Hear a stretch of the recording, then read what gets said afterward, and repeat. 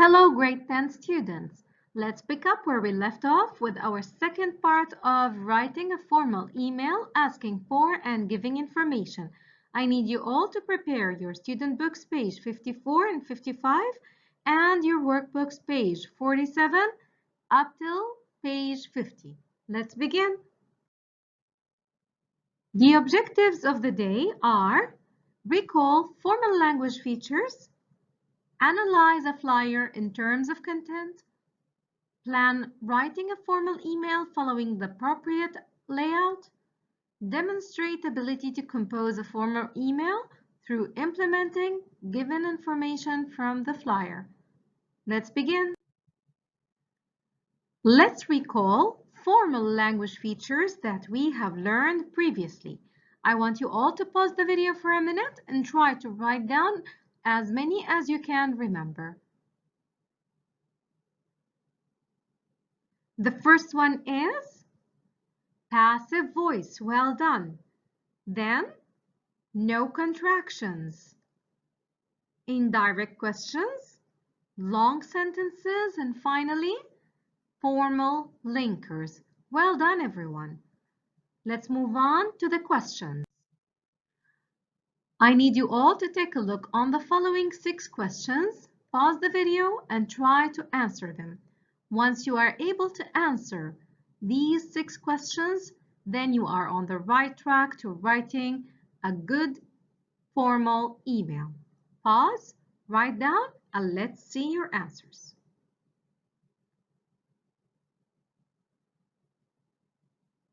The first question, how many paragraphs do we write in a formal email? Yes, you are right. 4 paragraphs. Well done. How about the second question? How do we address the receiver? Yes, we address the receiver formally using dear sir or madam if we do not know their names.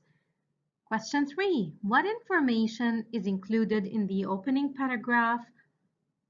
Correct. We write the purpose or the reason for writing. How about the second paragraph? Excellent job. We give personal information. And the third paragraph? Yes, we ask questions or inquiries.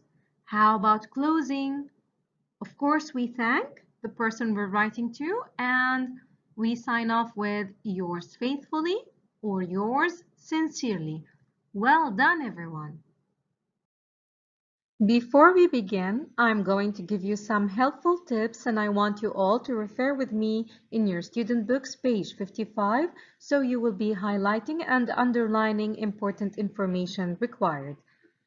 First of all, a formal email is written to a person you do not know or when you want to be polite with them. So how do we do that? We open or begin the letter with Dear Mr., Miss, Mrs., Miss, Doctor, plus their last name. For example, Mr. Jackson, Dr. Jackson, and so on. If we do not know their name, we will say Dear Sir or Madam and ends it with yours sincerely or yours faithfully. Verbs are not contracted. How so? We will have to say I have, I am. No abbreviations or shortcuts. We use the appropriate layout and the style. You will refer to your workbook's page 47 and look into the planning. Make sure that the content of each paragraph is as required. For example, you cannot write personal information in the first paragraph. Make sure that you follow it correctly. Read the information given carefully and cover all the points required. So make sure that you cover everything from the opening till the closure. Organize the information into paragraphs. Make sure that your writing is separated into 4 different paragraphs. Do not make it into one large paragraph. I want it to be separated and make sure that you mind the content in each paragraph. Number 6. Use standard grammar and spelling conventions. For example, we use the capital letters when required, as you can see here, Dear Sir or Madam. Use suitable verbs if you are talking about something that is happening in the present, then you use present. If you are talking about something that happened in the past, then you use past, and so on. Avoid using direct questions. For example, I cannot say how much it costs. I will say, could you tell me how much it costs? And so on. Then we use formal linking words or phrases to list your questions. As you can see here, you can refer to them and you can implement them in your writing in the yellow box. You can implement them while you are writing your formal email. Let's look at our student books page 55 and begin with the analysis of the flyer. Your task is to write an email requesting information about the event happening in this flyer. I will be helping you out and I need you to highlight the key information. First of all, we're going to be looking for the name of the event. Pause the video for a minute and try to find the answer. The answer is correct. It is the International Language Exchange Program. How about who? Who is the target audience? Who is the intended audience to attend this event? Pause and look for the answer. Your answer is correct. It is students from all over the world. Well done. Now, what is the event about? You can pause the video and try to figure it out. You're right. It is about learning more languages, cultures, and customs. Well done, everyone. When? When is the registration? When does it close? Pause and try to find the answer. You are right. It is on 7th of May. And finally, how? So how do you contact the organizers? How do you communicate with them? How do you register? Pause and look for the answer. The answer is excellent. To sign up, contact us giving name, age, and saying which country you are interested in going to, and of course, through this email. Well done, everyone. And of course, to check the information you need to ask about, this is the most important item you will be working on. You will be asking about the cost, if accommodation is provided, how long the exchange program lasts. So these are the questions that you will be composing paragraph 3 based on it. All right, everyone, I need you to go to your workbooks, page 47, and make sure to keep your student books open. Let's take a look on our workbooks, page 48, and keep our student books open to refer to the question and the flyer when needed. Let's look at question 1. Why are you writing this email? Pause the video for a minute and try to look for a suitable answer, and I will be providing you with the hints that you will need.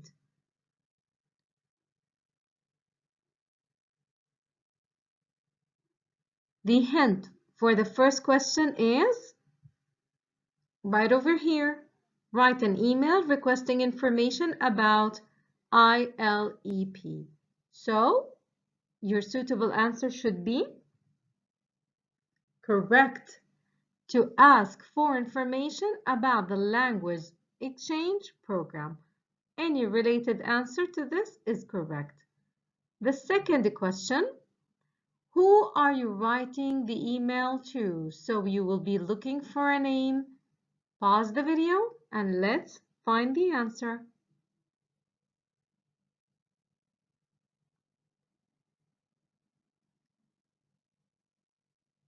The provided information are here, so we cannot see any names, we cannot see any clear identities, so we will be addressing them with Dear Sir or Madam.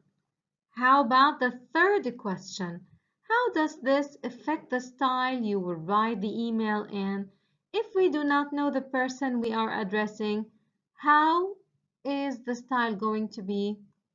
Yes, you are right. It is going to be formal. Well done, everyone. Let's move on to the opening paragraph. I need you to say why you are writing and, of course, refer to the text you are responding to, which is the flyer. You can just write short sentences or bullets. Just make sure that your answers are short in order for you just to brainstorm some ideas for your email. Pause and let's check out your answers.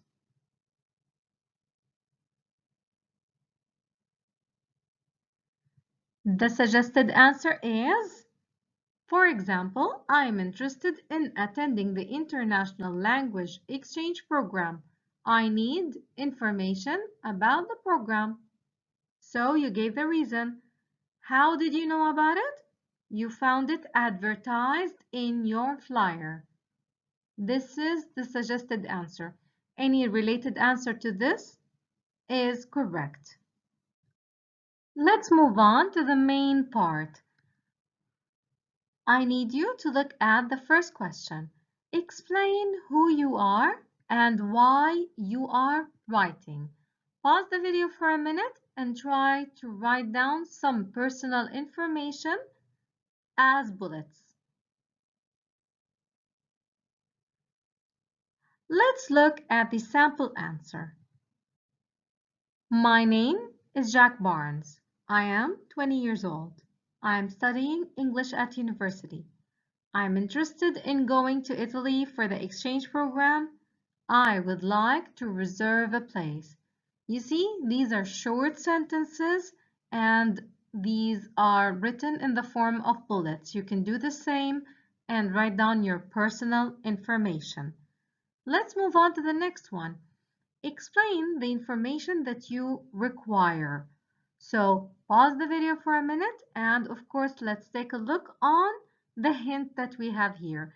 You are required to ask about the cost, the accommodation, and how long the exchange program lasts. Pause and form questions.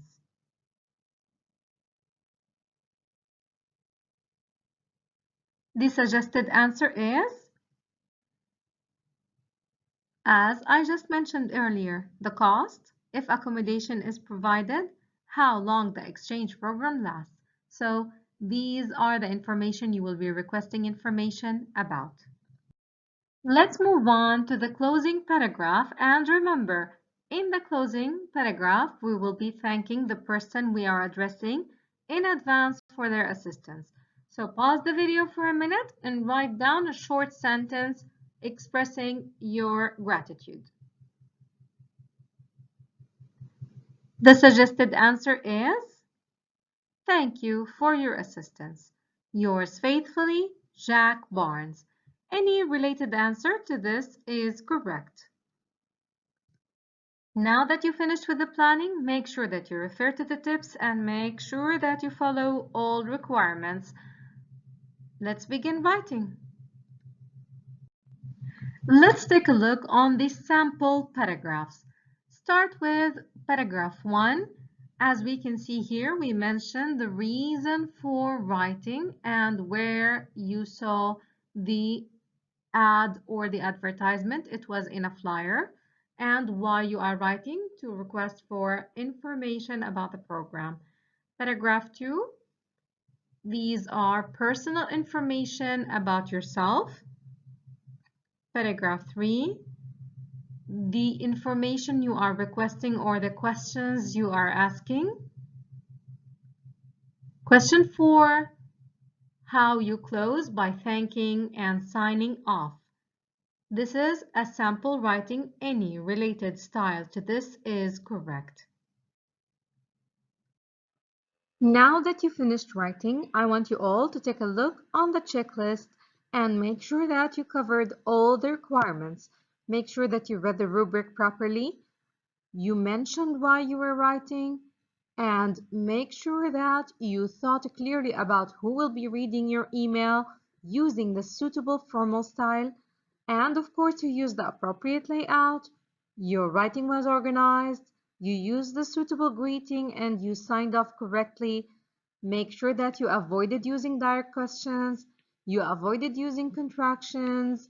Make sure that you used generally the formal language features, and of course the correct grammar, spelling, punctuation, and your writing is smooth and can be read easily. Thank you and see you soon.